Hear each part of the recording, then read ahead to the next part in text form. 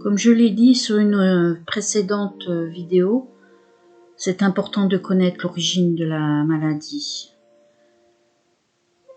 Et comme je le répète, on appelait autrefois un enfant non désiré un accident, ce qui a une portée énorme sur les conséquences sur la vie de la personne.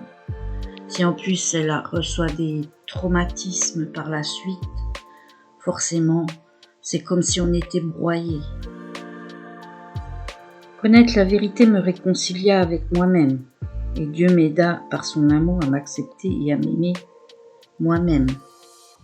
Si Dieu nous exhorte à aimer notre prochain comme nous-mêmes, c'est que nous devons d'abord apprendre à nous aimer et nous accepter tels qu'il nous a conçus, mais aussi nous réconcilier avec ce corps qui a été déformé au cours du temps.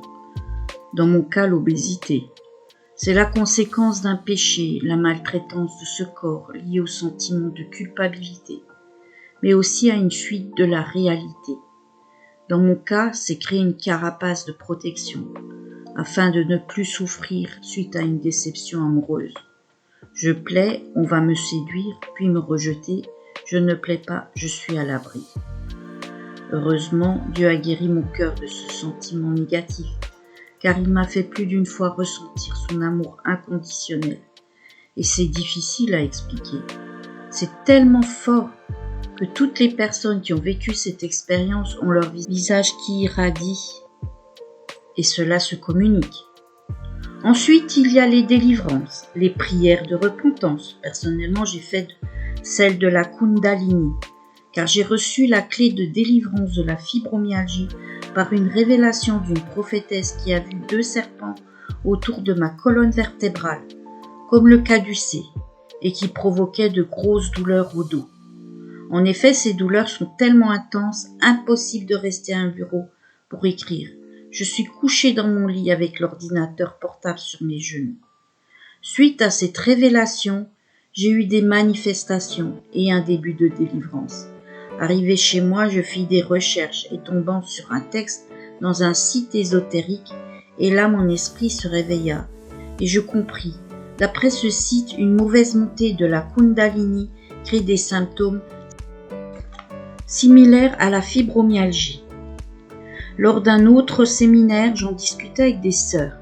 L'une m'avait dit qu'elle avait été déjà confrontée à cette puissance, et celle-ci était tellement forte, difficile à faire sortir par délivrance. Il fallait arrêter de la nourrir en fermant toutes les portes pour qu'elle meure en se desséchant. Je fis donc la prière de repentance de la Kundalini, mis en place une chaîne de prière et attends ma guérison complète.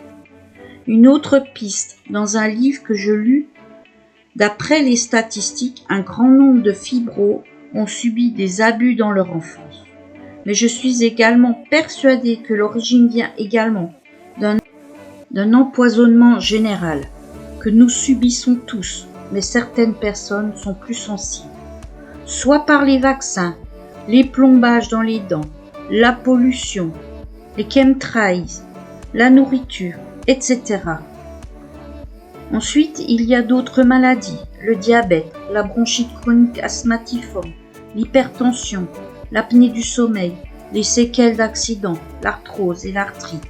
Chaque chose en son temps. Il m'a déjà guéri de la dépression et de mon sentiment de rejet et de ma dépendance affective. Le vilain petit canard devenu un magnifique cygne doit lutter maintenant contre son ego surdimensionné, mais des amis bien intentionnés, entre guillemets, l'aident parfois à redevenir un vilain petit canard. Mais comme dit France, un ancien hindou qui a un amour très fort pour Jésus et qui a prié plus d'une fois pour ma délivrance, une fleur, même écrasée, continue à embaumer. Je rajouterai que Dieu m'a guéri aussi du Covid, que je n'ai pas eu d'insuffisance respiratoire, malgré mes comorbidités, et que j'ai été guérie aussi de la bronchite chronique. Dieu pourvoit aux soins par le repos dans le jardin, nous avons de quoi nous soigner.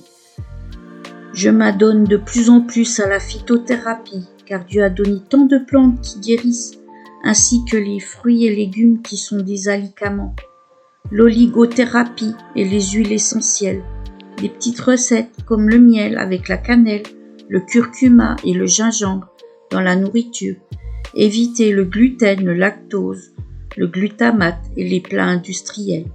J'arrive à dormir plusieurs heures d'affilée. Les douleurs sont moins intenses, j'évite le stress, la foule et les endroits très bruyants.